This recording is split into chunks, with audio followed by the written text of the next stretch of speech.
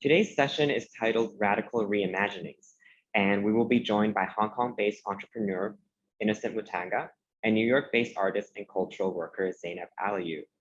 The discussion will be moderated by Chantal Wong, Director of Culture at Eaton Workshop Hong Kong. So thanks everyone out there joining us. I heard that there were like nearly 100 RSVPs, so that's really exciting.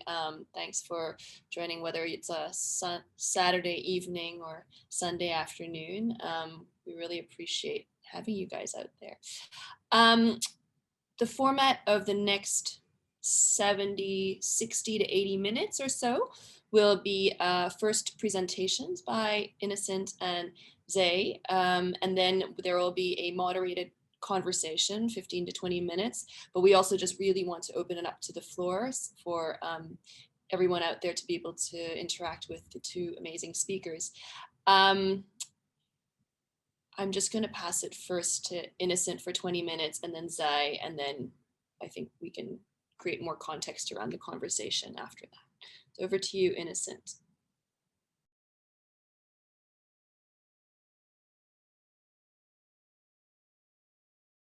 Okay, all right, thank you.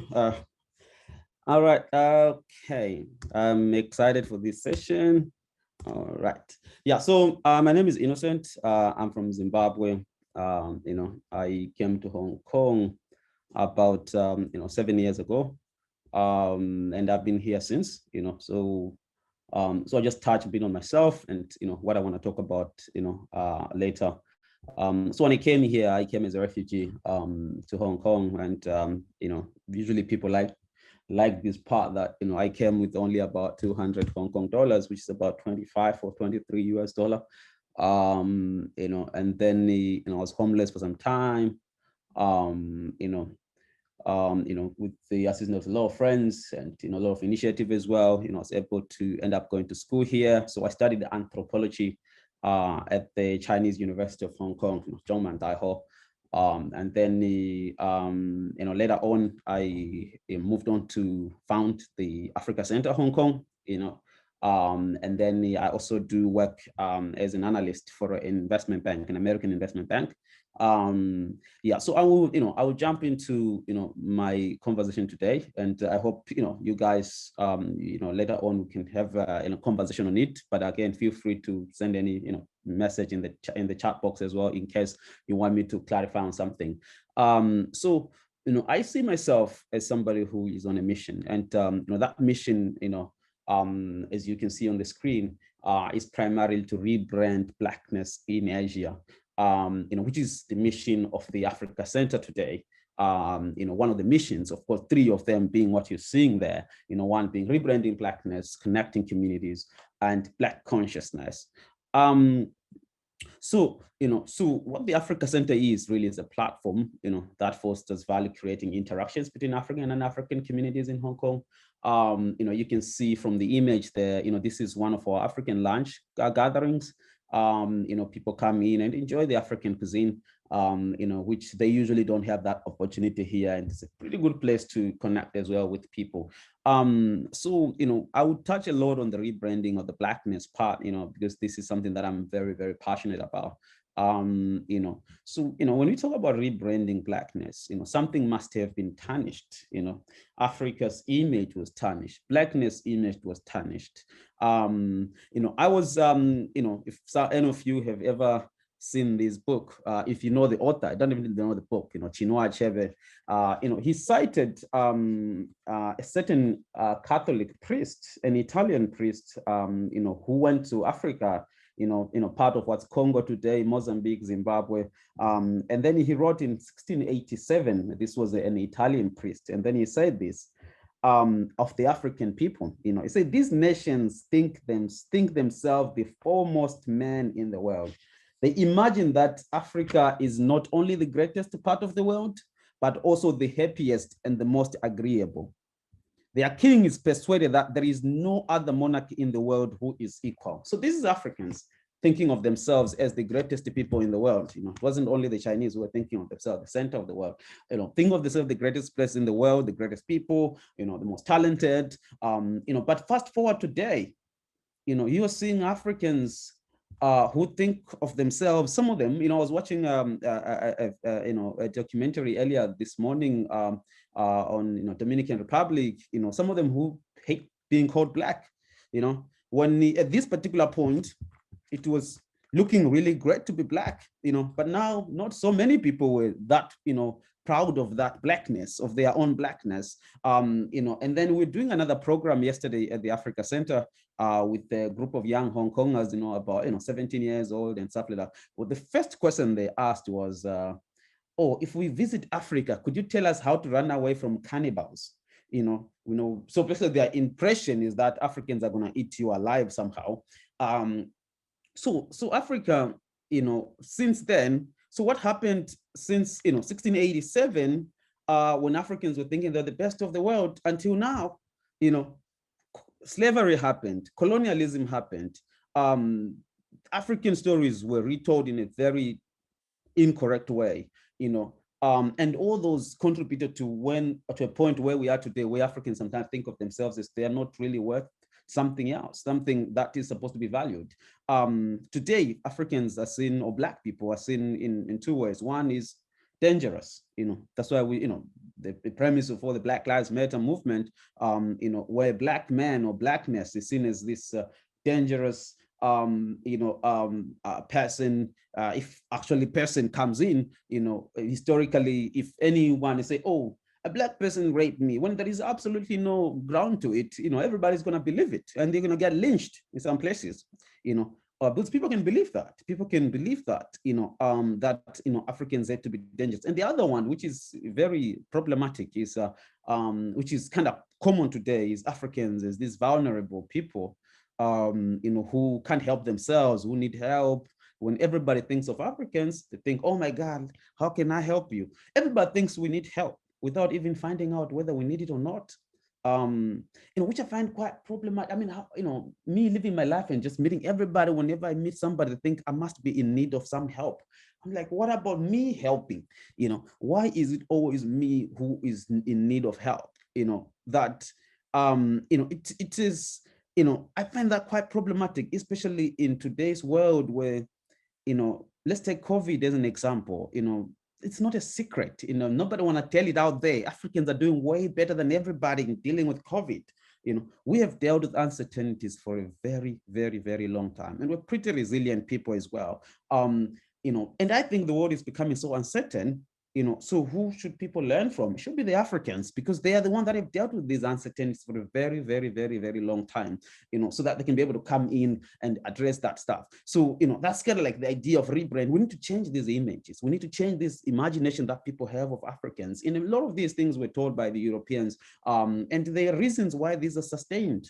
You see Africans trying to flee, going to other places, they think it's better there, it's better in Europe, but the truth is the other way around. It's actually a lot more resources, a lot more, be it human resources, natural resources, a lot of things. But the lies that the Africans, that your place must be terrible, it's believed so much. One of the things that the Europeans did, especially the French, when they colonized the Africa, was to remove their identity. So how did they do this? Was especially the Europeans and Christianity at the same time, was to say, oh, your identity, they say, oh, your art must be evil. I grew up in a place where people were like drumming, African drumming was considered evil. And a lot of Africans today are so ashamed of doing the drumming because they think there are demons in it. Your art must be evil. And then it was taken away and it was put in Europe.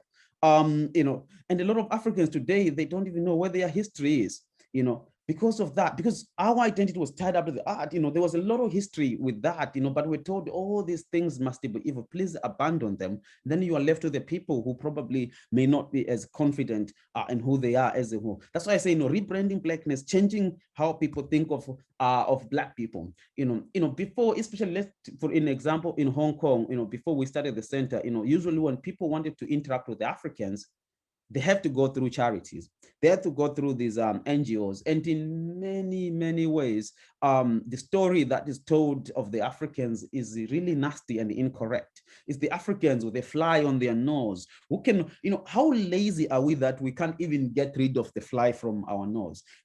That's the story that has been told. That has become so hard. People just think like Africans must be these people who are in constant need, vulnerable. If you recall the story, for example, that was told of the persecution of Africans during COVID in China, no matter how inaccurate a lot of that story was, but the story was told in a very simplified words. The evil, immoral Chinese and the vulnerable African who can't protect themselves are the ones that are being attacked by these evil, immoral Chinese. It was simplified in that particular way, very racist for both sides, extremely racist. When the story was nothing to do with the race, for those who don't know, who are out there, I'm sure you've read a lot of those stuff. It did nothing to do with the race. It was a story about immigration, where some certain people, Africans, don't have the opportunities to enjoy some certain rights in terms of immigration, unlike the rights that we give the Chinese in Africa as a whole. But it was made a whole story about race, which wasn't at all. But because the story wanted to tell a simple story of the vulnerable, helpless Africans being bullied by these immoral, evil, money-loving Chinese, very racist, representation overall. So it's like, okay, well, like, what, instead of having such kind of things, because, here's the thing, the guys from CNN could not even find anybody to talk to, because, there was nothing like what they were talking about. We try to connect communities, we try to cut out that, we don't have to go to charities to talk to Africans. Why do you have to go to a charity, which is the first image of African is a kid with a fly on their nose, we're like, no, let's have value, sharing interactions, you benefit, we benefit. At the end of the day, we are all learning all together, and we're in a better position together, instead of like, you can see some of the images here. These are people coming to do art, doing drumming, and these are people, who are happy. People are happy, which I think is great. It's really great that it's like that. I can tell you some of our difficulties with the center. The easiest community to work with has been the Chinese. Usually it's like 70% Chinese people would come. They get our message just like that, and that's, I think but the two communities that has been very hard for us to work with, there's been the Westerners and the Black people themselves, in terms of, understanding what we're trying to do. I recall, to give one example of the Western audience, where this amazing event, community engagement, they enjoy the African food, we had some talks, we play some drums, we do some dancing, together, The event was supposed to be 3 hours, and these people stayed for like 7 hours or so. After 7 hours, they were like, and they'd already overstayed their welcome. After 7 hours, this was a Western group. They were like, "Oh, is it all? Is it over?" I'm like, "Oh, what do you mean it's over? You guys have already went way beyond what you were expected." They're like, "Oh, what about the stories of your suffering? You guys must be suffering, right? Chinese people so racist." I'm like, I was just like, what? There is literally an addiction with this single story of these struggling, helpless Africans being bullied by the Chinese or being bullied by this one. And this was a Western audience. It was so hard. They are so addicted to this story of this single story, of struggling, helpless Africans, that it was so hard to pen. That I have even made, if you look in what I said in the beginning was a rebranding Blackness in Asia. I said, you know what, I give up on the Western world to try to rebrand Blackness. I don't think they had 500 years, is it, to change their mind? They haven't changed. What makes you think they're going to change today? I'm going to focus on the area, on the people that I think actually is going to work, which is particularly Asia, given that Asia is growing, geopolitically, Asia is growing. If we don't do anything right now, the story might repeat again in the future, where Africans again are getting bullied. No, we can't have a power to communicate, to take over the narrative and be able to share whatever we can share with people. So it's really been, in a way, going very well. But, for the Western world, well, I mean, let other people do it. Me, I'm not going to waste my resources in that direction, because I don't think there is a future there. They've already not had a chance to change their mind so long. If anything, here's the thing. If anything, their prejudice against Africans or Black people it's not now only harming Africans, harming themselves, because if you think the World Health Organization leader is Black, you're not going to listen to them. You're going to perish with COVID. It's that simple. It's that simple. They can make all the racist stuff they can make, but you're gonna perish. It's like without that kind of diverse, without this other perspective, which I think the African perspective is very, very relevant in this uncertain environment. You can ignore it, learn your niches and your Kant, and we're going to learn our Chinua Achebes, and we're going to succeed because we actually are positioned better for the future, which is very uncertain, in a sense. So it's, for me, I was like, well, I don't know. I give up on that community. I'm focused on the people that I think are hungry to learn and the people who are willing to actually accept and treat us as equals. I said the other group, which was harder to work with, was the Africans or the Black people themselves. This I won't give up on, because at the end of the day, it's my people. This one I will not give up on, because a lot of these kids, like I can highlight there, we did this event called the African Kids Club. They come, these kids, and then we gather, and then I ask them to, to draw what they think Africa is. My objective of that activity actually was to prepare them to respond to people who have these stereotypical images of Africa or Blackness. So I was thinking, how do we equip them? I'm sure these kids think very well about themselves, but I was shocked. They drew these very negative images of Africans. A lot of kids drew these very negative images of Africans, Africans, no water, no food, everything. They even had to draw all these nasty things. Africa stinks. They've never been there. Africa stinks, Africa smells. They don't want anything to do with Africa. If anything, they want to change the color of their skin, so that they can be, something else. I mean, I was heartbroken, I'm like, wow, I'm thinking I'm going to train these kids to respond. If anything, we're going to have to teach these kids to be more conscious of their Blackness, so that they are proud of who they are. Not only kids, adults. As I highlighted, I was watching this thing in Dominican Republic. I was also watching this thing in Haiti the other time. Even in Jamaica, there's a whole huge movement on colorism. If you go to the southern part of Africa, I don't know, other parts of Africa, there's this whole yellow bone thing. If you guys know what it is, this desire for light-skinned women, there's all these things where there's all these desires for, Western standards of beauty, Western standard of that, Western standard of that, like people have lost their consciousness of being Black. I was watching this other thing again in Brazil, where some people don't even know they are Black when they are super Black, more Black than me.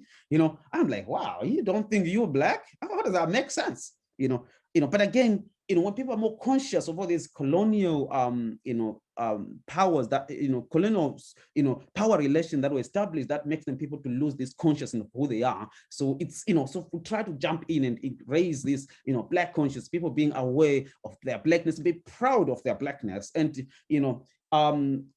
eat your food, dress up the way you want, do, play your music, don't try to, some of my friends, you ask them in a public, with a multicultural environment, oh, what's your favorite music? They're going to try to find some other Western thing. I'm like, come on, man, just say the one you listen to, even if it's from your village, who cares? If they don't accept it, let them go and die. It's your thing. Be proud of who you are, So there is, that consciousness that we're trying to raise, and people can be proud. And this doesn't have to be Black consciousness. I think Hong Kong, there's a problem with consciousness as well. People somehow, think, without a question, that things in the West, be it institutions or anything, is better than whatever they can make. That's already a problem of lack of consciousness. So we do a number of programs to be able to achieve these things. Which is the last part of this before I pass it over. So for example, our food programs, you've already heard me mention a number of these. That was the networking lunch. People come, eat, let's meet, let's exchange value, food around, and the cooking workshops. We also have baking workshops as well. When I started this, especially the cooking workshops, the African, networking lunch, Africans or Black people themselves, are you sure people would want to learn our food? Nobody wants our food. Maybe if it was French, why don't we make it a little French? Man, I was heartbroken again. I'm like, be proud of yourself, man. Be proud of yourself. If they don't want it, well, that's their own problem, for us, let's enjoy it, let's enjoy it also. Why like something because it has certain symbolic aspects instead of actually what you think is value to you. We do things in schools. These are typical schools, talks, fireside chats, African Literature Book Club, which is always considered to be one of my favorite, because we read the book when we discuss it, And it's very intellectual. If you are far away, you can consider joining this as well via Zoom. We can always make that possible to join the African Literature Book Club as well. We introduce every African country every Sunday, like later today, and also the African diaspora. So our concept of Africa is this pan-Africa. It's not just these 55 countries in Africa. At least my vision, because right now countries like Haiti are being isolated because they were the first Black republic, they were the first Black country to kick out these white people. Then, they are being isolated. I'm like, why can't we as Africa, aid our vision of what Africa is and incorporate these other countries and be able to trade together and make a one big, huge economy? And we got a huge bargaining power after that, So Africa on one, it touches, even our countries like Jamaica and stuff. We do, African, other arts workshops, dances, drumming, people come, you can see people sitting around a big canvas and they are drawing. You see a lot of these canvas when you come to our center, all these pictures are in our center as well. And people are coming and, and we even have other things, the guys, let's watch film, let's discuss, we even hike together. People go and hike and we do karaoke and people come, and it's amazing. You see these people are singing African songs, and I'm excited. I'm saying like, we even teach African languages as well, which I think is the right direction to go to in the future. I'm hoping there should be a future where Africans and Asians are going to be talking in each other's languages, not be speaking through always using a European context, all the stuff. Because it's in the European context is infested with a lot of racist stuff. Why can't we do it directly so that people don't have to be thinking of us in that particular, way? So African religions, some people are like, why are you sure people want to learn about African religions? Yeah, yes, definitely. Let's learn about that, different, we even have a magazine which is dedicated to representing Blackness, which again, you can subscribe to if you want, it's a monthly magazine, focus on the stories of Africans here in Hong Kong. So far we're in Hong Kong, we are hoping to expand into other regions, but it's been focusing on in Hong Kong, and people are proud, people are proud, they tell their stories. And we have some souvenirs that people come, a lot of drinks as well. If you're familiar with African drinks, you might be able to figure out the hibiscus and the ginger part or malt. This is sort of like more things that we touch on, and I hope to to have a conversation later. And if you connect, this is some of the links, of course, you can find. So I'll pass it to Zai or Chantal. I'm not sure. Yeah.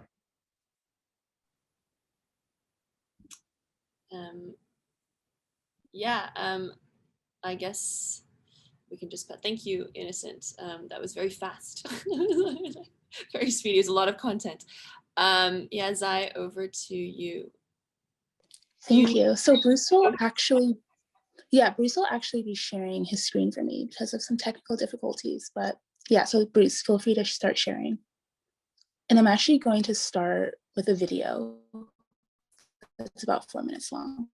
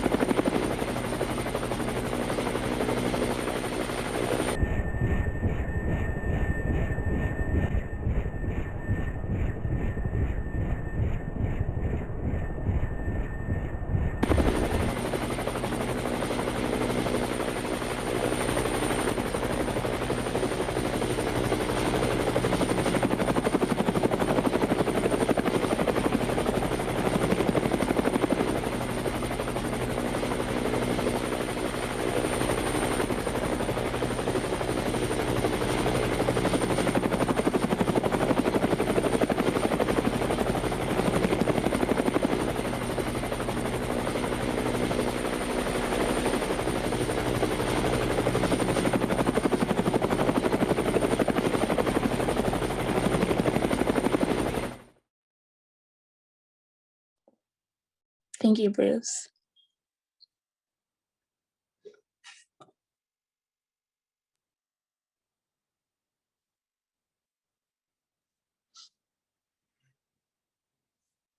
Okay, thank you, Bruce. So I'm going to get started with my presentation. My name is Zainab Aliyu. I am an artist and a cultural worker. And this is the next slide, please, Bruce.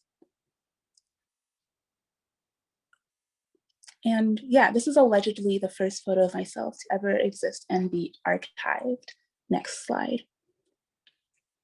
And so I wanted to start with kind of some context that within the context of this talk at the Center of Heritage Art and Textile, I wanted to acknowledge that while this talk is located on servers that are really contracted by Zoom, we are each calling in from elsewhere.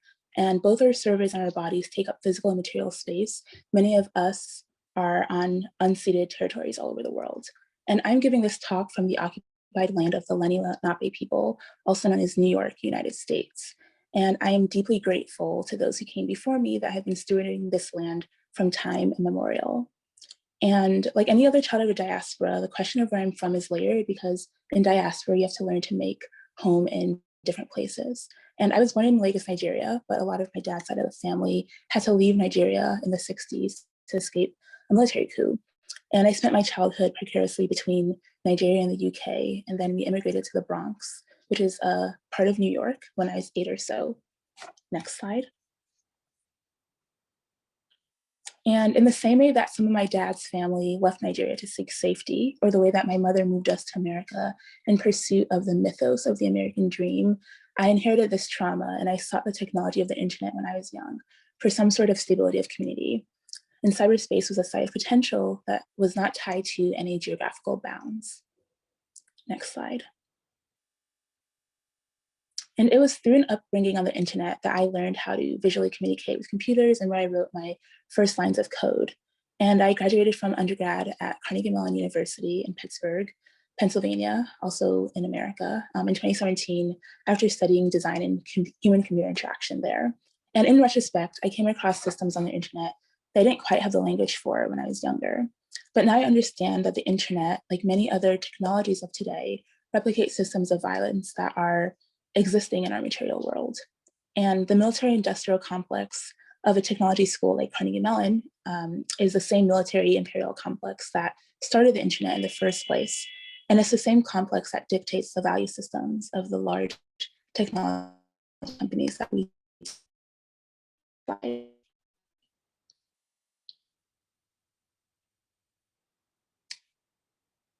And bringing it back to the video that I started this talk with, I spent a lot of my time interrogating my proximity to these techno-solutionist dominant cultures while interrogating the entangled relationship between power and control.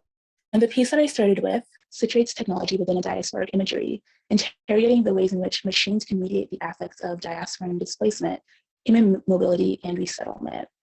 It asks, what ways can technology augment the memory of where one is from and the feeling of returning ideologically and metaphorically to one's land of origin? Can the technologies that were founded on a military-industrial complex be subverted towards reclamation by turning typical power dynamics against itself?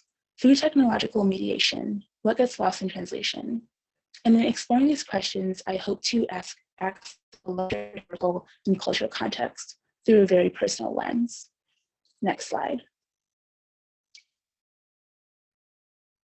And so generally with my work, I seek to deepen my comprehension around computational and societal systems, because learning about the designed infrastructures of these entangled systems in our society will not only help me better critique them, but understand how to subvert them and dream up alternate ecologies in their place.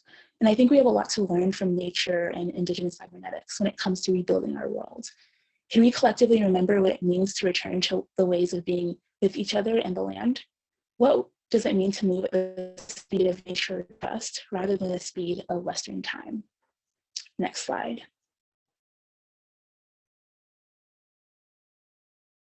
And so there are 4 things that guide my current work, some of which I touched on earlier, and the way I have manifested through a few recent projects. I'm going to turn off the camera for a second, maybe that might help. And so the first bit around cybernetic and temporal entanglement within societal dynamics. So this part, I believe that also technological systems of control are interconnected. And with anti-racist, decolonial, and feminist critiques of computation, another guiding principle of my work, I'm informed by these critiques because I believe that there's so much power in resistance, especially knowing the troubling politics and history of computing. Next slide.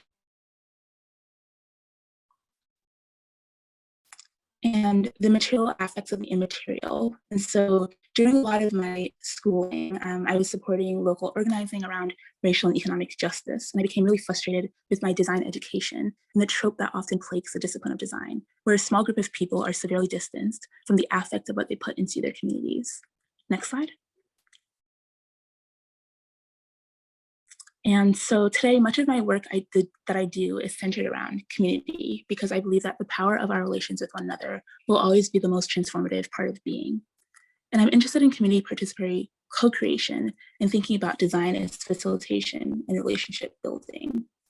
Next slide. And lastly, I think a lot about what forms of colonial trauma we inherited through realizing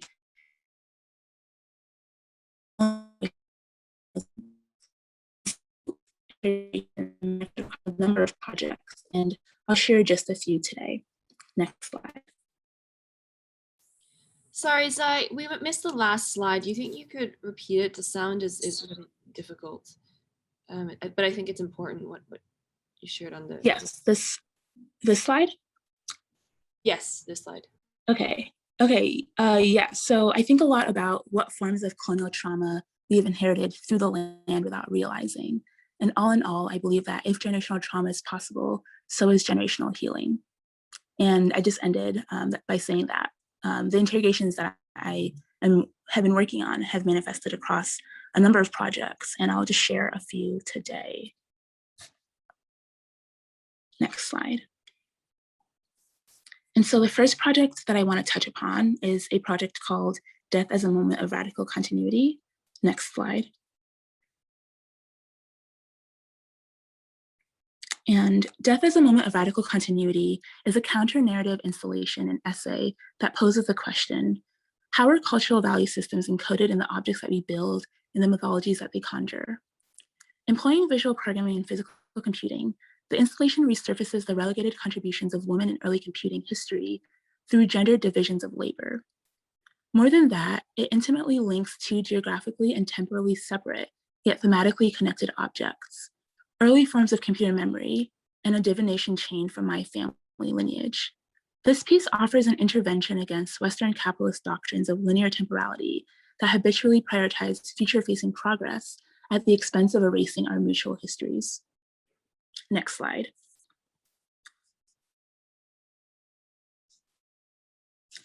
And so during the pioneering of the Apollo spacecraft mission in America, which was in the 60s, women workers manually wove memory into computer systems based on translating software programmed by MIT engineers. And the first woman to do this was Hilda G. Carpenter, who is an African-American lab technician. And she advanced the methods that would ultimately be used to land Apollo missions on the moon. And these threading techniques were referred to as core rope memory and magnetic core memory.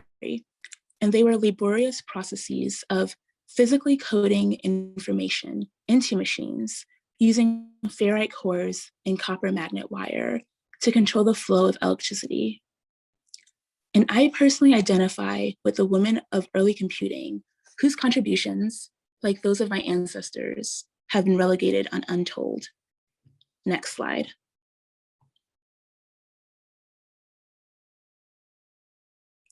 And I belong to a Nigerian tribe, Yoruba, that has an oracle system for divination called Ifa. It materializes through a set of different tools, one of them being a woven chain made of 8 similar objects that have 2 distinct sides. Originally made of kola nuts, the practice has evolved to make use of other objects, like cowrie shells or brass plates due to a slave trade and diaspora. And so when the chain is tossed by a diviner, a combination of 8 objects facing upwards or downwards results in 256 possible readings of ancestral memories and oracular verses that are used to decipher the past, the present, and the future conundrums of life. Next slide. And so I am captivated by the conceptual and aesthetic symmetry of these two seemingly unrelated objects. Core rote memory from early software computing and the Opeli divination train from my Nigerian lineage. And I'm really fascinated with their distinct relationships to memory and erasure. And so computer memory, with its limited storage and manufactured scarcity, was designed to be overwritten to make way for new information. And so this is inextricable from colonial methods of control and power that seek to render everything and everyone as programmable. And in doing so, it allows for the histories of those it exercised dominion over to be overwritten in favor of enforcing racial hierarchies and scaling extractive values towards an increasingly global scale, often under the guise of progress. And practices of divination in my Yoruba culture are not practiced by my family anymore. They have effectively been erased as a result of colonialism through generations in my lineage. Next slide.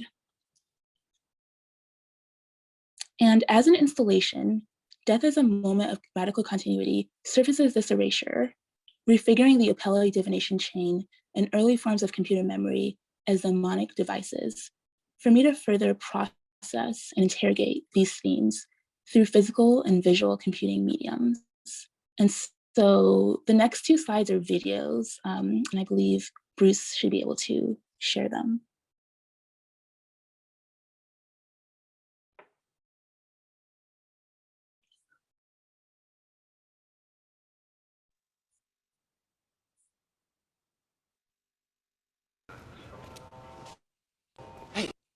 And this can be played on mute.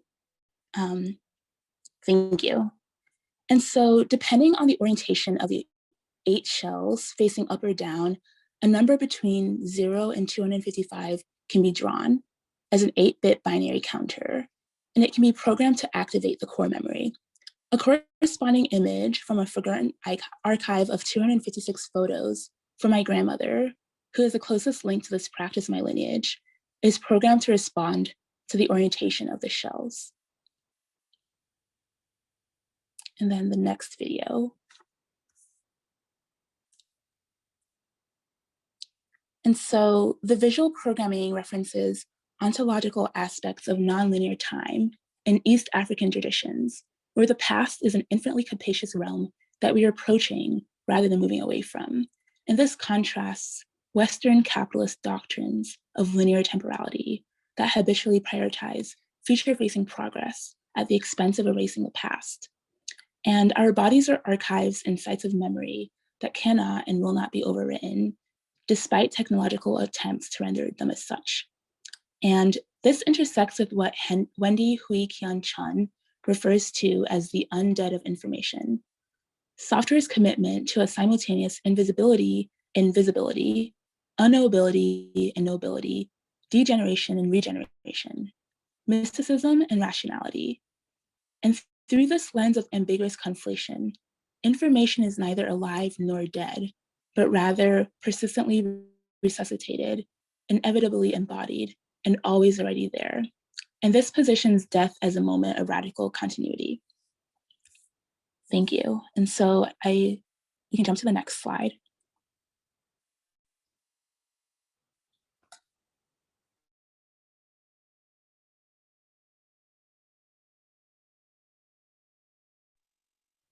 Next slide. Okay, thank you. And so the previous project was researched, conceptualized, and prototyped while I was a student at the School for Poetic Computation. Next slide. The School for Poetic Computation is an artist-run school, residency, and research group that explores the intersections of code, design, hardware, and critical theory. It was founded in 2013 and is deeply linked to the exhibition that is currently taking place at Chat, Interweaving Poetic Code. Over the past year, myself, alongside a group of students, teachers, staff members, and organizers, have begun stewarding the school, developing new leadership models as we go. We are committed to working cooperatively with each other and express our deep thanks to former administrators, Lauren Gardner, Zach Lieberman, and Taeyun Choi for their continued support. And so being a steward of a school reminds me that the most transformative learning I've done in my life has been unlearning generations of systemic conditioning. And I don't think about programming as much as I think about deprogramming. And I think of poetic computation as an act of resistance against the utilitarian notions of efficiency and progress that often replicate structures of domination and capitalist agendas. And I hope for my work within the school to contribute to a learning commons and study space for folks to creatively harness this resistance through generosity, curiosity, and openness, and support one another in rebuilding this world with care. And I wanted to just briefly share some organizing education work. This one being an exhibition where I stewarded a space called Code and Power about technology of societal systems that reinforce economic and societal inequities. Next slide. And last year with Nabil Hassin, I co-organized a critical theory retrospective. And it was a convening around the relevance of critical theory of technology to broader debates around inclusion, exclusion, machine bias, ecological impact, cultural expressions, and general social political questions about who controls computation and to what ends. Next slide. Next slide. And then also with Nabil last year, we co-organized Math as a Religious Experience, which was on model metaphor, music, visual arts, physics, and divination, and thinking about what it means to live with the values in our world. Next slide. And so I wanted to also talk about a project that was also conceptualized at the school. Last summer, 30 students studied the critical theory of technology alongside each other, stewarded by myself and my friend and collaborator, American artist, for over 10 weeks on Zoom. And the title of this critical theory class is Dark Matters, Blackness, Surveillance, and the Whiteness of the Screen. And it shares a namesake with Simone Brown's book, Dark Matters, on surveillance of Blackness, which is one of the primary texts that we read. Dark Matters reminds us of the dominant models and codes that construct the world we live in, their underlying ideologies, as well as the need for a consistent critical interrogation. And during the time, our time together, it coincided with COVID-19 pandemic, the ongoing movement for Black lives, and the calling out of various academic institutions, including our own, for their perpetuation of anti-Blackness. And this class gave us intentional time to tend to ourselves as we contended with the infrastructures governing us, to study the material while existing within the systems we were learning to name. And together, we created a collaborative dictionary.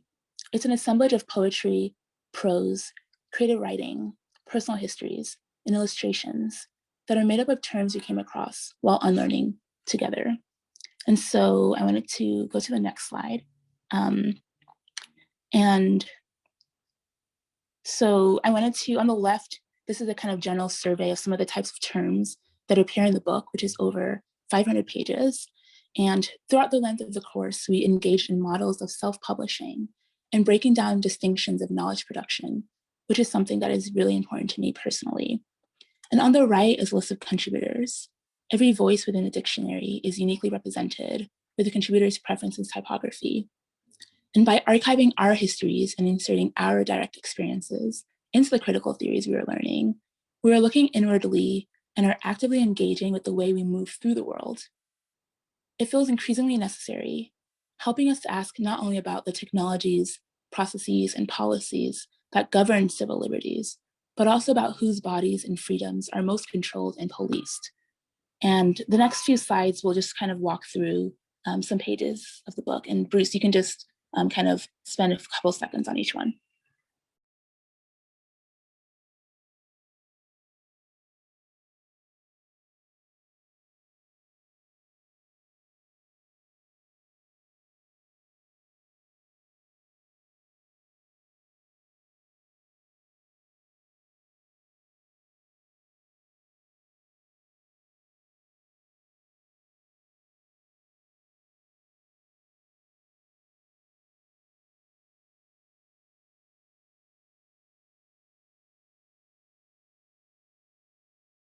Great. And so the dictionary is available online and will also soon be available at the Center of Heritage Arts and Textiles Library.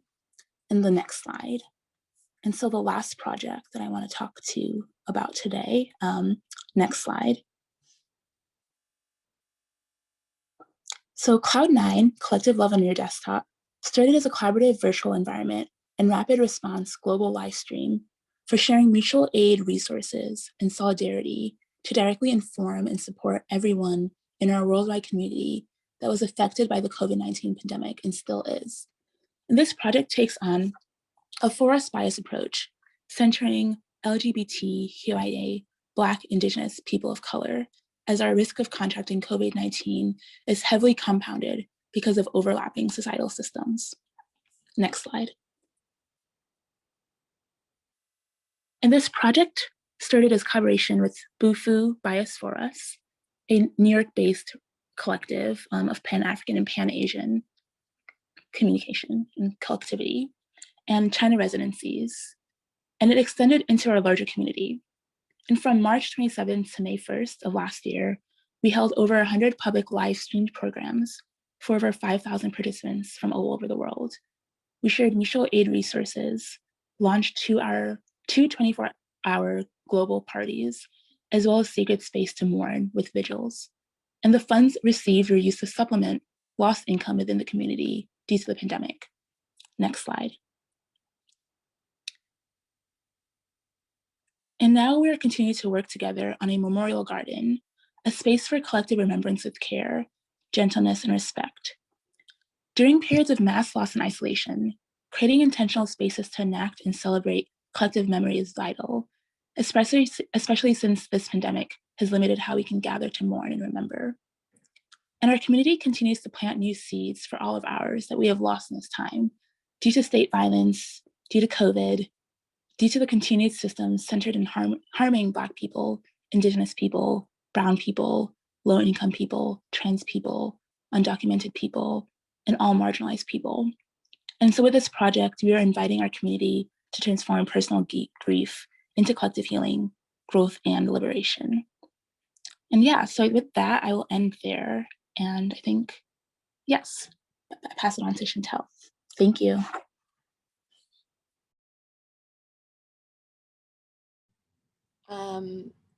Thank you, Zai and Innocent.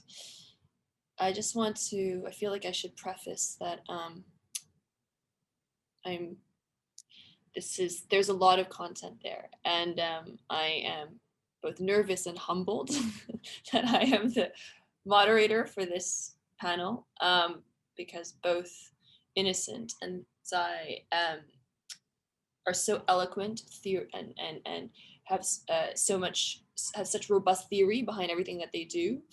Innocent is, I think, talking about his program and what they output, but actually again, there's so much rigor behind all of your thought processes. And I'm very lucky to be a friend, I would say, of Innocence, and been working with you for a while now. And so yeah, just I think I should need to preface that there really is so much to unpack here, and I can probably only, with my own knowledge and experience, touch on like a glimmer of that. Yeah, I mean,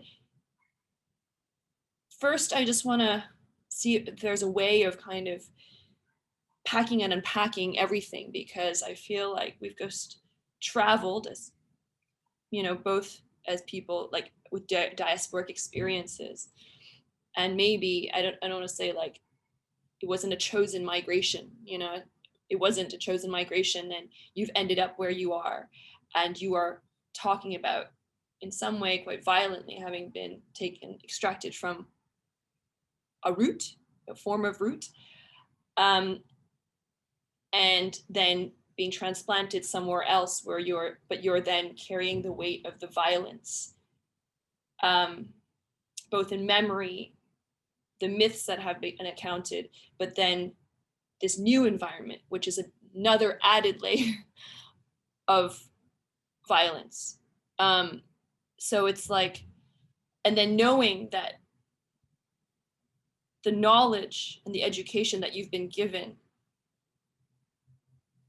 cannot be trusted, and then trying to rebuild this knowledge, but very cautiously without reenacting the very violence that you've had, placed on you back to your own communities. You know, I think there's just so much a need for self-awareness and consciousness and dialogue and constant self-education, but also at the same time unpacking the very education that you are putting it, you know, ingesting. Like, I just want to, like, in summary, like my first reaction, in some way I already know your work because I've been in conversation, but just to preface it with that level of day-to-day elevated sense of consciousness that I think you need to constantly carry is really very challenging.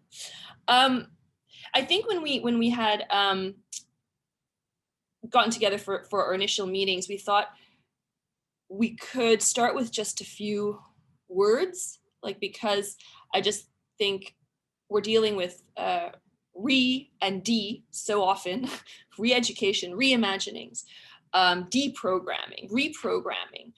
And I think that is so much in the very crux of your work, that I think at least we should try to get to a consensus. I know it's conversation around the complexity of every single word is what I don't think we need. It's going to be comprehensive, obviously, but if we just, I think, have a few that just anchors us.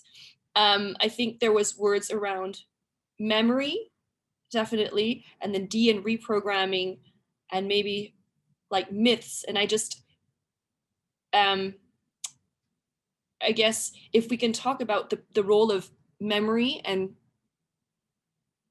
how that intersects with education and maybe even reimagining, do you think that could be a possible place to start?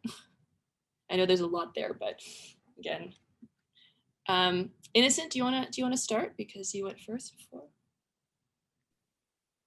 Yeah, I mean, it's you know, what's interesting is somebody, you know, grows up learning certain things and learning who they are supposed to be, who they are, you know, and then I think you pointed out very well, you know, I think the process is, it's the D part, you know, I have to deprogram that. I need to, in many ways, unlearn a lot of things. And at the same time, I'm hoping to re-educate other people as well. People in the same, you know, condition as I am, and then other people who, you know, who may interact with.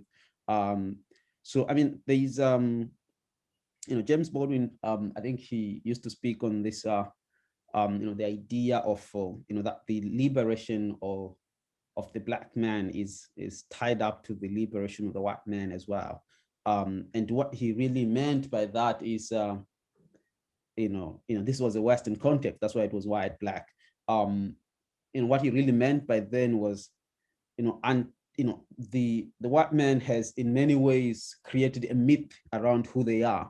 And that myth is in relation to the Black person. The superiority that the white man thinks had at that particular point was tied up to the inferiority that imagine that the Black man is. So by saying Black Lives Matter, by saying Black people are just equals, it's not just saying Black people are equal, it's literally challenging the whole existence that a person has built around who they think they are, as especially as a white person. So people become violent in many ways if you try to challenge that. So by, you know, initially I think my naivety was around the fact that, you know, I'm just asserting that I'm a human being, you know, I deserve a place. I'm, you know, but I realized by doing that, I'm challenging somebody else, because by saying I deserve a spot, the other person say, oh, well, I thought my spot, you know, it's challenging that. So, so I think, you know, for me, the process of, you know, just growing up and learning all these things that I've learned,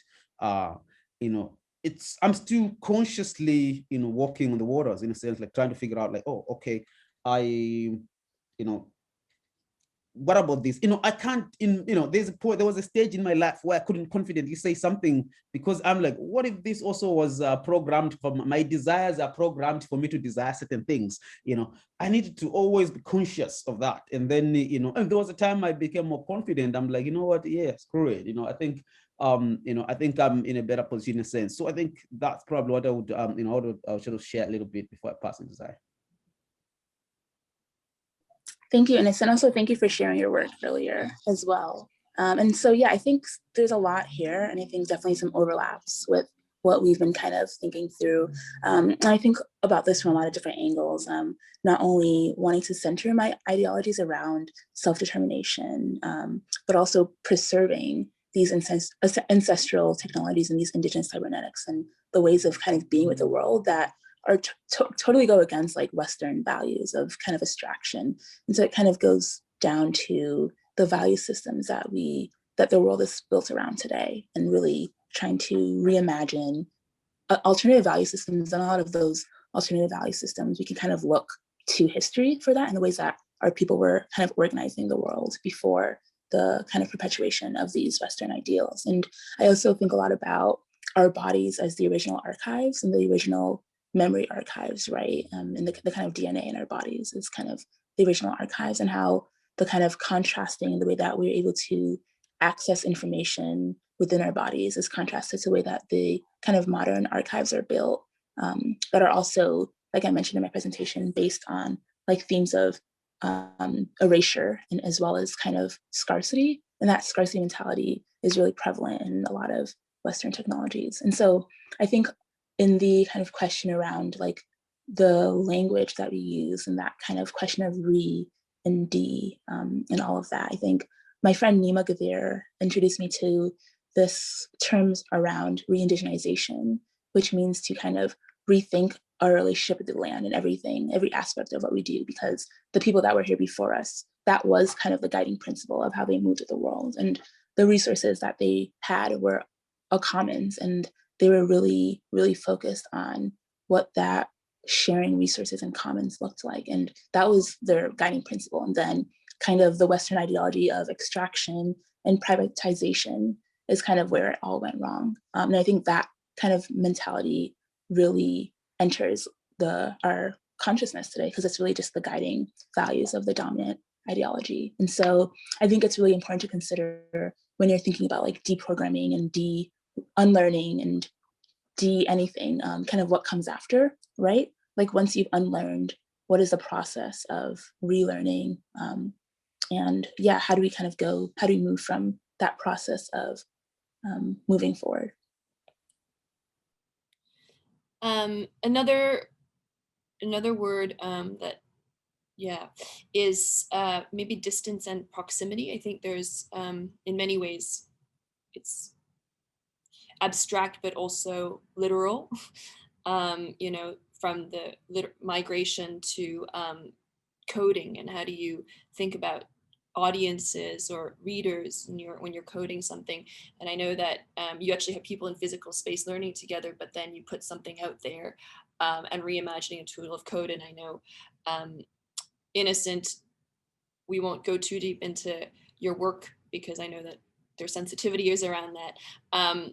But if you may permit, you have your one life that is the African Center, that's very physical. And I know that you guys have like, workshops, like every single day you have like community events in physical form. But I also know that you publish the zine called, I can't remember, Voice, something. What is your Amplify? What is Africa? The magazine, Amplify Africa, yeah. So. But I also, in your work in the finance world, I think that I from what I understand, you also have a vision there in your work. It's not so much that it pays your bills, but I mean, that helps, but it also, I think, I trust that you have a vision there. And that I'm using that in relation to distance and proximity because that is such a macro level to the work that you do, and such a small, like micro level of change, how those things kind of meet in the middle. So yeah, if we were to throw out the words like distance, proximity, and maybe in brackets, it's recipients, people who are receiving whatever content or ideas or change you're how do these things kind of, again, intersect? Okay, yeah, I'll go first. I think one of the things, I threw in a couple of, countries earlier on, like Haiti, Jamaica, the continent, and then and then what happened historically, where some people's Blackness was in many ways was an attempt to not just to erase it, but to kind of make them lose that consciousness. And to an extent that today, African commodities, African products undermined, undervalued, extremely undervalued. Even if I have a friend who is into commodities business, and he need to register with a Singaporean company and say the gold is from Singapore. I'm like, really? Singapore gold, and people find more comfort in that than saying the gold is from Mali. If you say it's from Mali, the price is lower. If you say it's from Singapore, then it goes somehow higher, despite they don't have any gold. So there was this sort of conspiracy in some way, that in many ways gotten to undervalue anything African. My vision really is that, it's kind of like an old message that you hear in almost all the old singers and all the stuff, is that unity aspect, like in a Pan-African dream, where whether you are in the floating island somewhere in the Caribbean or you're on the continent, really what ties us together is that at the end of the day, we are of African descent, we are Black. Currently, one of the fundamental problems in Africa is the capital markets. Whether you start up, it's very hard to fundraise, to be able to fund your initiative. And my dream, my vision within finance is that I'm going to have to learn all these things. That was one of the main reasons why I came into finance beginning with. It wasn't about the money. I never really spent it on me, to be honest. I don't even know how to spend it on me at all.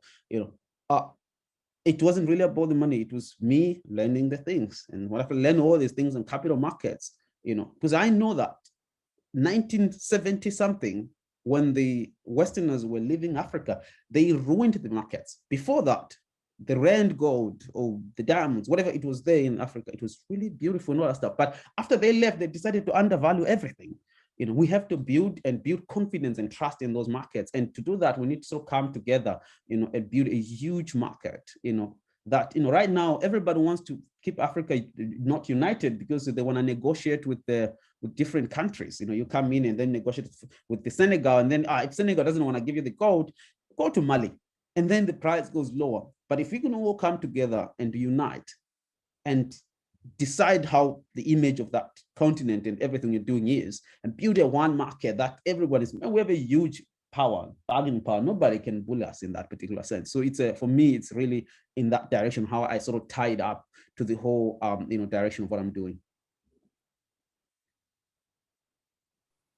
Thank you. Yeah, I think your question, Chantal, brings me to a couple of places.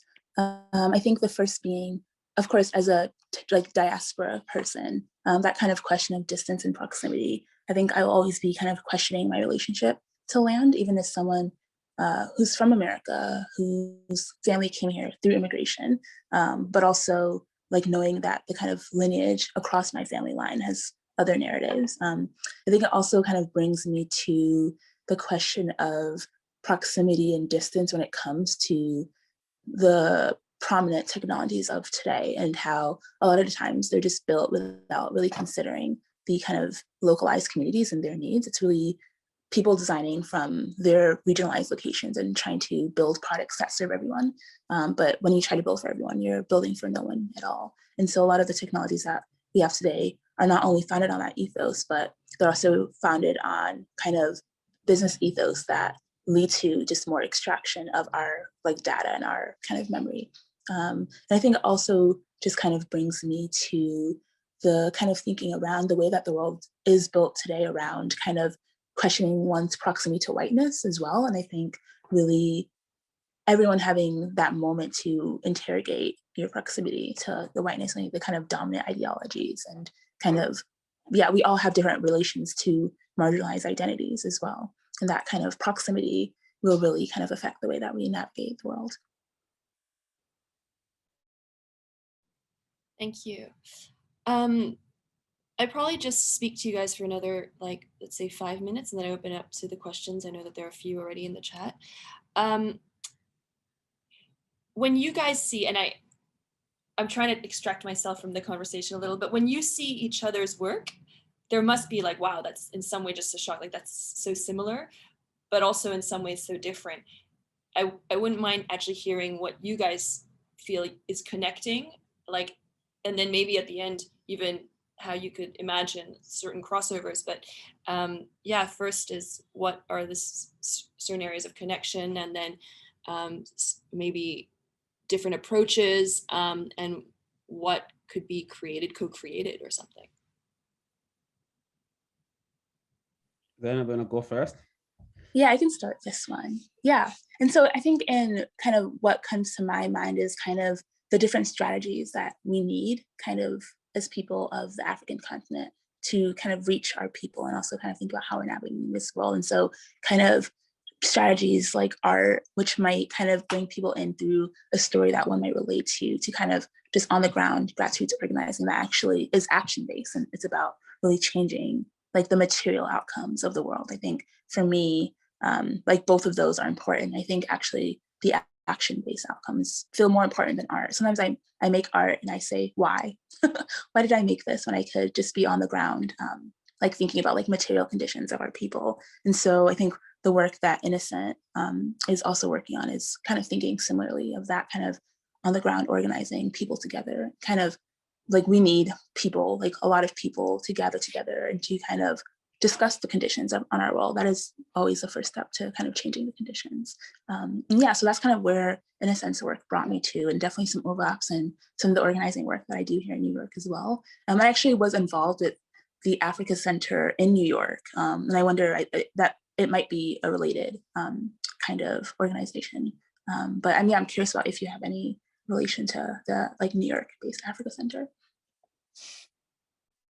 No, we don't. But I was, I think what I was, sort of thinking about, when you were sharing was largely on the, like, is it actually possible that, you could be Black and just do whatever, play football without really thinking about the material conditions of your people? It seems impossible to me. I don't know if there are any people. I think that's for me that I was just thinking about, like, I've had to almost always constantly be thinking about my people. Like, I'm like, I can't just be doing things and like, let's do this, and then I can't really think. Like, I don't know if for other people it's possible. Maybe Chantal, you could tell me, just from your context, is it like, that's what was constantly coming in. Of course, there's definitely a lot of overlaps, but it was just, even you could do technology, or you could do coding, or you could do, or some people just do arts, and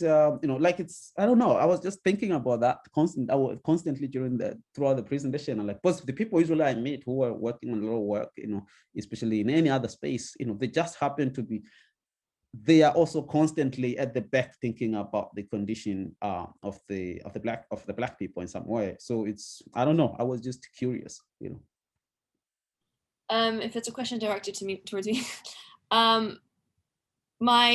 at Eaton we have this we have a director of impact in DC, and I remember one time he when we were talking about who can call themselves an activist, because I never call myself an activist. And he said for him, and he's from an indigenous tribe that I guess their ancestral land is in DC, where, partly where our space is, our hotel is in DC, and they hired him specifically to deal with land and ancestry. But and he said to me, well, for him, an activist, like, I'm a part-time activist, even though I never call myself that, but I'm a part-time activist, and I can step in and out.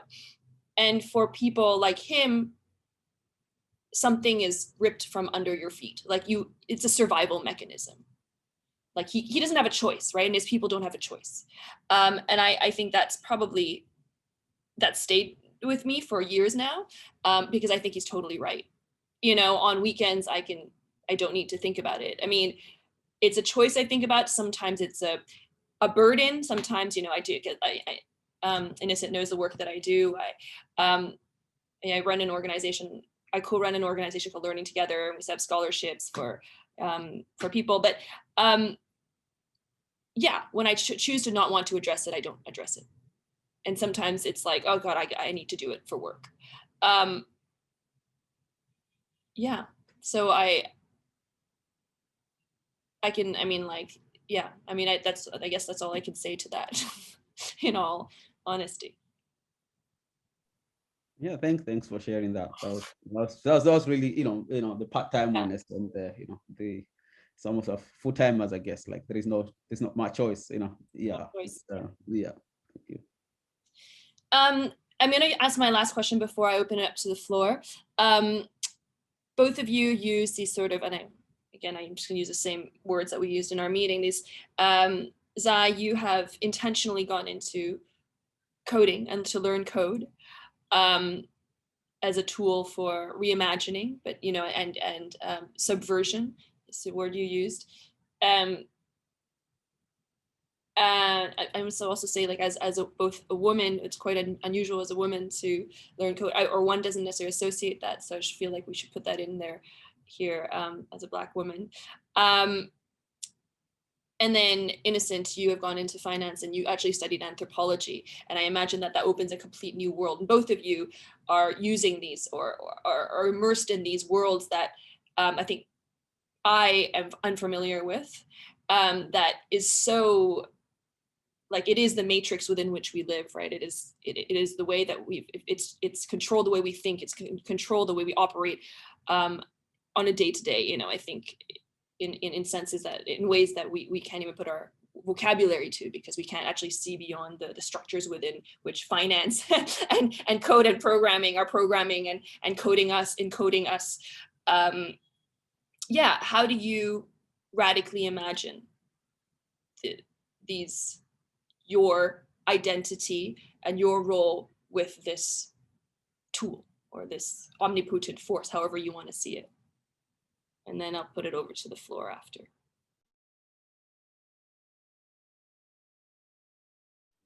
I can take this one. Yeah, so on the kind of line of code, I think oftentimes I find myself wanting to understand code well enough that I could learn how to destroy all the code that builds our world, because it's just so intertwined with literally every aspect of our material being, that, and a lot of the way that code is built to be abstracted and obfuscated so that we actually don't understand what's kind of going on. And so that kind of abstraction is really a power that is utilized to kind of keep us really intertwined with the technology. So I think that kind of learning is a way to not only think about how to totally destroy it in the future, but also understanding it is really power in itself, right? We can kind of, by understanding the codes that build our societies, we have a better way of really knowing how to kind of reimagine them. And I think one of the more tangible ways that we're kind of thinking through this is even with the work that has been done, and I'm currently continuing to steward at the School for Poetic Computation, is being able to reimagine computation outside of the confines of the kind of dominant capitalist ideologies, and kind of thinking about creating a space where you can learn code, but coding isn't the point, right? And so thinking about learning code and bringing people together to learn code, but the kind of outcome isn't for people to kind of go through a boot camp of code, but to really kind of think more societally about how code is within our everyday lives. And so I like to kind of think about the way that poetic computation is framed within the school is thinking about computation and resistance, and thinking about how to use code and write code in a way that it wasn't meant to be written and used for. Yeah, and I'll pass it on. Yeah, I mean, for me, quickly, I think, as you highlight everything, I think so far everything I do tend to be very intentional, and as as I was talking about, she need to understand the code and to break it. I feel like I constantly need to understand something very well, of course, to be able to break it again in some particular sense. I remember, this is not very direct to the question, but one of the difficulties I had in finance, especially because I work on a trading floor, so it's a very, very fast environment. And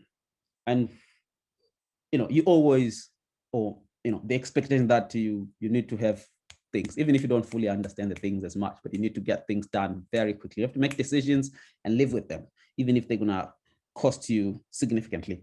But you need to make decisions within a fraction of a second.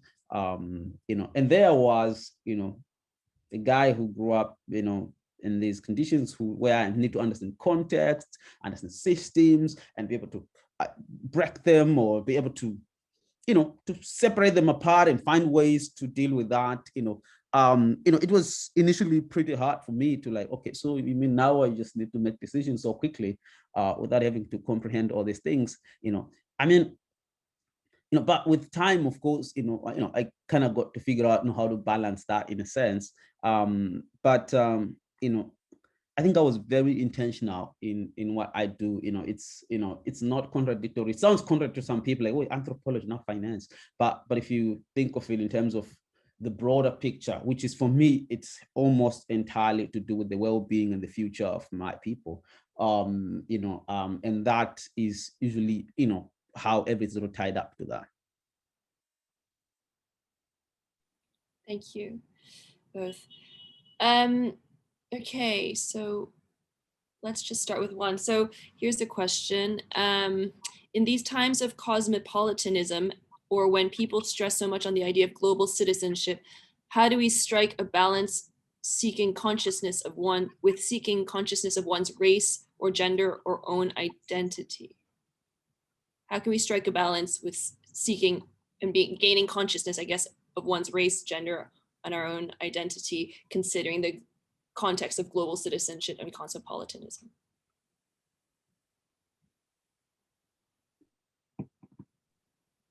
You want to go first, or Innocent? You can take this one. Yeah, that's a good question. Like how to strike a balance, at the same time, being conscious of one. Cosmopolitanism, sometimes it comes in with a lot of other things, sort of together, there is, of course, assumptions of some sort of, everybody is vibrant, bringing all these things, a little more equal. Yeah, there is a difficulty in some way, at least for me internally, where, okay, let me put it this way. I think the fact that there is this more cosmopolitan environment, I think it's, in many ways, it makes me think a lot about who I am as a person. When I might see certain desires that people have, and I'm like, oh, why do we almost always have certain same desires? What's going on here? It's not human nature, I'm sure. And then I go back and look it inside and say, oh, okay, I see. We're taught to like things this way.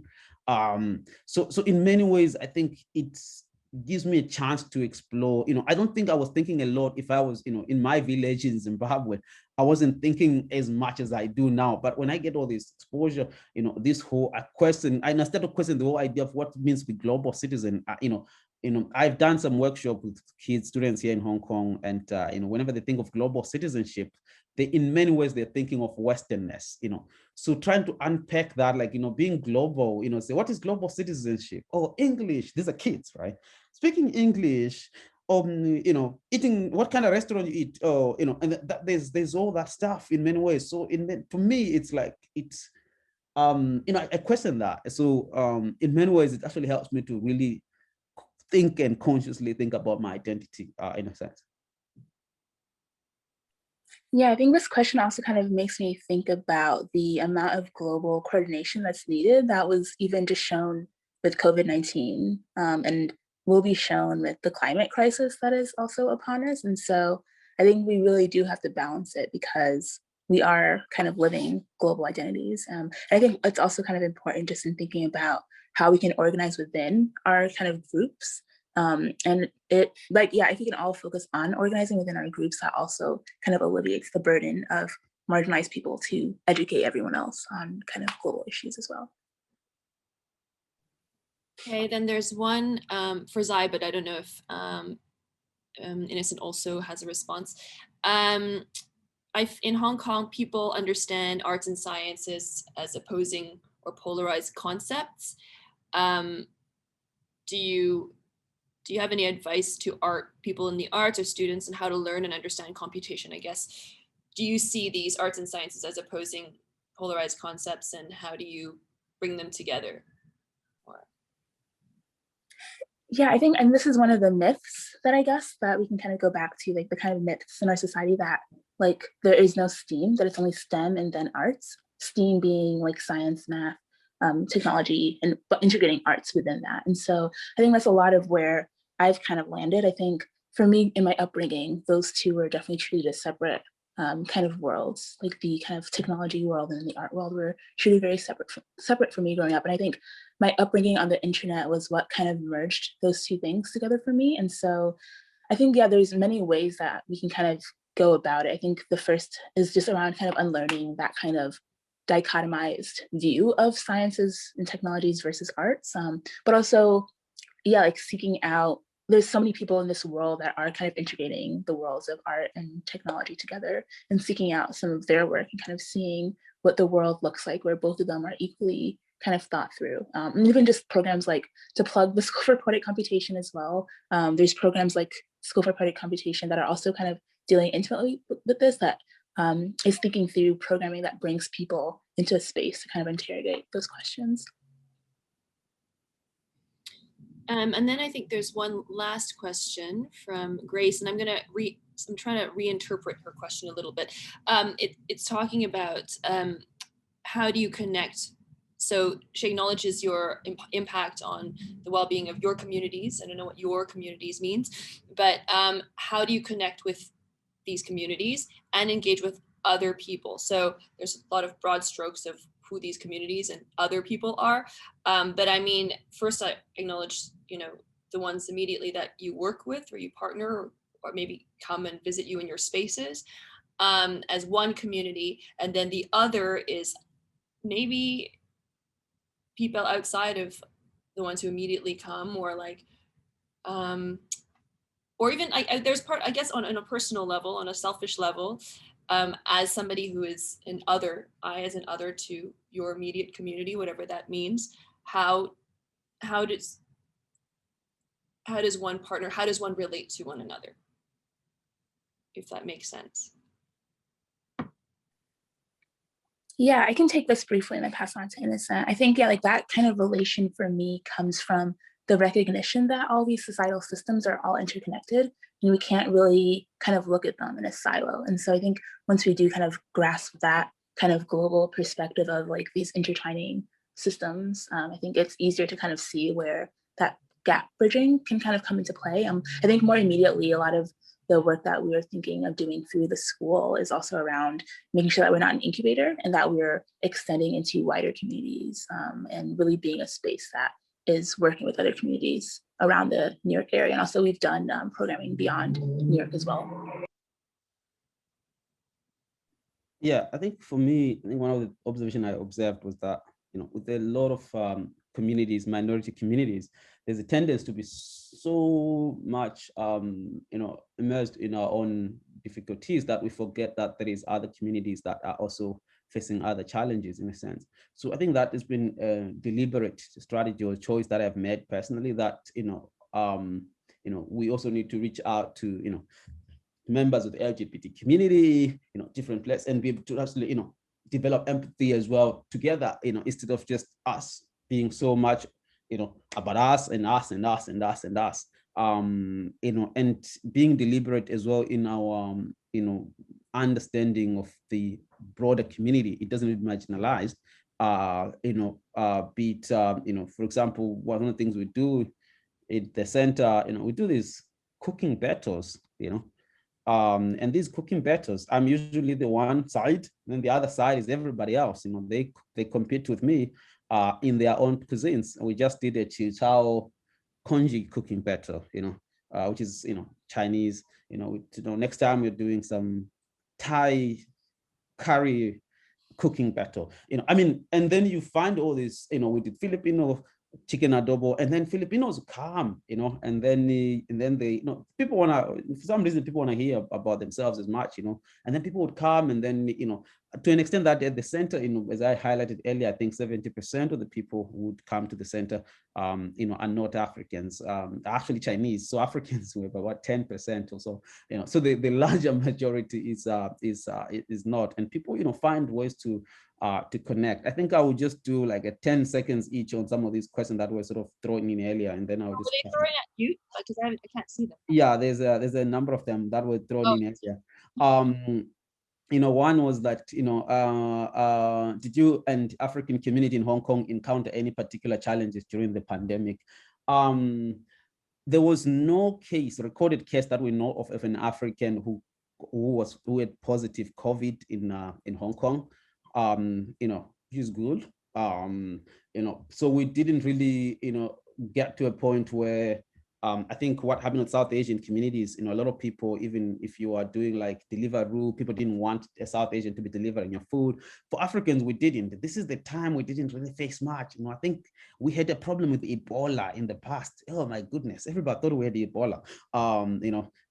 So this one was different in a sense. So we didn't really encounter in some sort of discrimination or anything like that. But people did lose a lot of jobs. And one of the things we're doing at the center was to find opportunities, I had to give them jobs myself. I ended up hiring so many people, and trying to go and find, work for them to be able to do that. That was one of the things. Then another quickly one, can you find support from the government, in your opinion? We don't take support from the government. I think one part of the mission of rebranding Blackness is that Africans, we can do things by ourselves as well. We just always looking for help. Give me that, give me that. We don't take any donations. People already in Hong Kong are getting used to me talking like that. We don't want your donations. Who told you we want your donations? So we try to be self-sustainable. So that, and the government has already started changing their perspective of Africans, from the guys who can't do anything. Now they actually are looking for our views on many things. And then on the African Literature Book Club, the question was, any books for readers in Hong Kong. I always recommend Things Fall Apart by Chinua Achebe, but I have to change. You need to read Black Skin, White Mask by Frantz Fanon. Sounds like Black Skin, White Mask. I think it talks a lot about Black consciousness, but it's just consciousness overall, which I think, especially this region, needs to, Black Skin, White Mask. Frantz Fanon, if you don't know, he was perhaps one of the main people who have, inspired people to fight against colonialism around the world, not just in Africa, also in Asia. For people who are, scholars in that area would know who Frantz Fanon is, from Martinique.